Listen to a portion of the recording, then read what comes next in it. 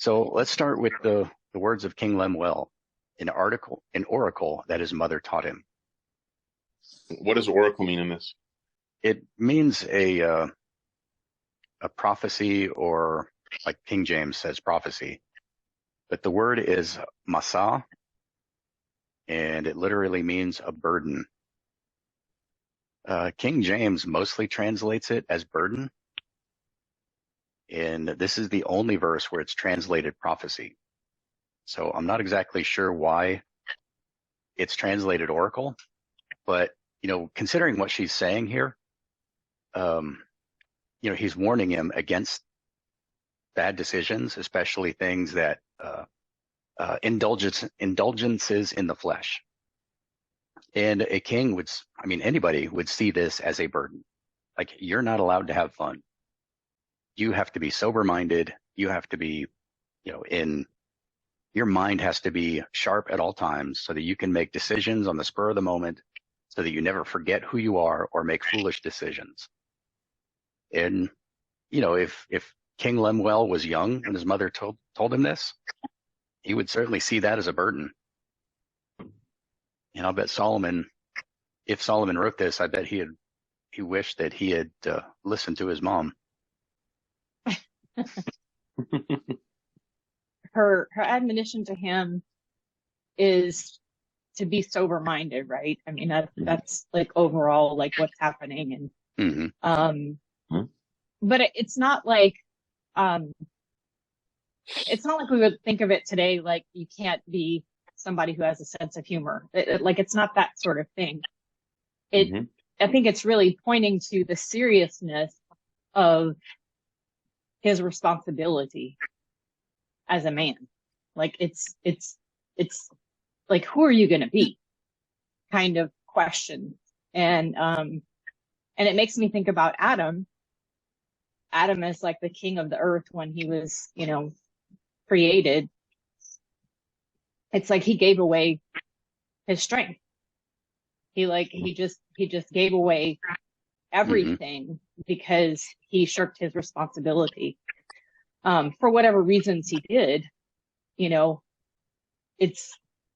lost everything. He lost everything for the entire creation of human beings. And I think there's a seriousness that she's trying to explain in terms of his role as a king.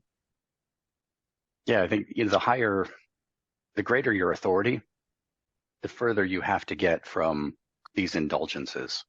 Right. And Adam had ultimate authority on earth. I mean, right beneath God, he was the only man, so he was the guy in charge, and by implication, he was the head of the human race. Scripture talks about that, where he's the first Adam and Yeshua being the second Adam, and that they're both the head of the human race, just in different places. But yeah, Adam should have known that every little mistake was going to reverberate throughout the rest of history. And so he had to be very careful with what he did and didn't do, and he wasn't careful enough. And it's very probable that he let his emotions make a decision for him. That Eve ate this fruit and said, "Hey, this is good. You should try it." And he's like, he probably knew, he understood the consequences.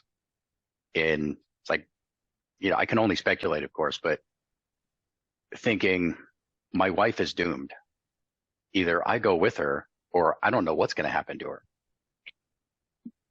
And so he chose to go with her. Now, whether it was because he didn't want to offend her, or because he didn't want to abandon her, or what his motivation was, it was more about pleasing his wife than about pleasing God.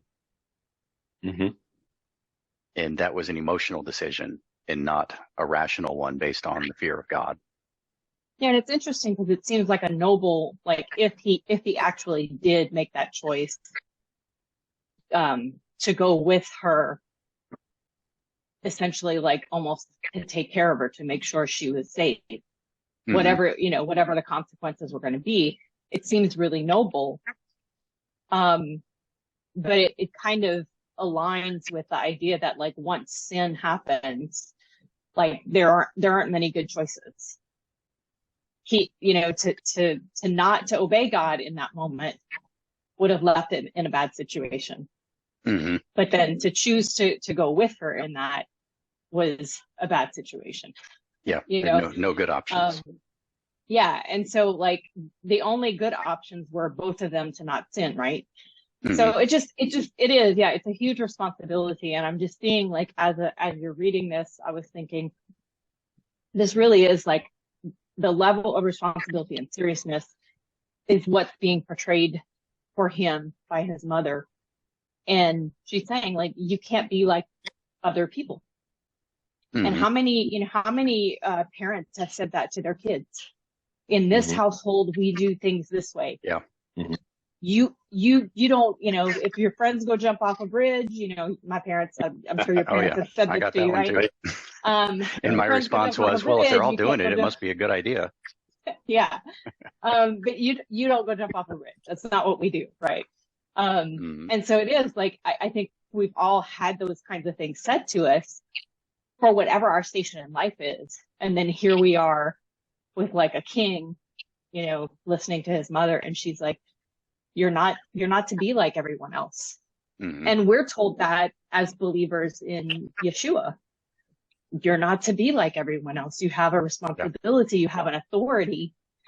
And with that goes responsibility. The idea of kingship and having to restrain yourself from the pleasures that other people get to indulge in as a burden. Going back to Exodus 28, starting in verse 9. Take 2 onyx stones and engrave on them the names of the sons of Israel in the order of their birth, 6 names on one stone and the remaining 6 on the other. Engrave the names of the sons of Israel on the 2 stones the way a gem cutter engraves a seal, then mount the stones in a gold filigree setting, and fasten them on the shoulder pieces of the ephod as a memorial stones for the sons of Israel. Aaron is to bear the names on his shoulders as a memorial before the Lord. Throughout Scripture, there's I think a consistent picture of things on the shoulder being a sign of bearing authority or responsibility for something. So like Elijah's mantle, he carries it on his shoulder as a sign of his office of the prophet.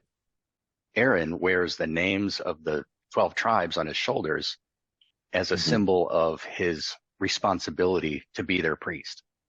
He has to keep himself pure. The high priest has all these extra rules that other people don't have. He's not allowed to prepare his wife for burial if she dies, because he might be called to the temple. I mean, there may be some service that he has to perform and only the high priest can do it. So he has a responsibility to keep himself pure, even from things that aren't normally a problem. Like, it's not a sin to prepare your wife for burial. It's a good thing, but he's not allowed to do it. And this is a burden. It's a burden on the high priest. I mean, it was seen as an honor, of course. And, Herod he didn't buy, he sold the office of high priest. So people wanted it because it came with lots of prestige, and there was probably some wealth that came along with it too, as a share of the offerings that were brought. But primarily, it was a burden. The crown on his head indicated his submission to an authority above him. The onyx stones on his shoulders was his submission to the burden that God had given him. He was carrying Israel in his office.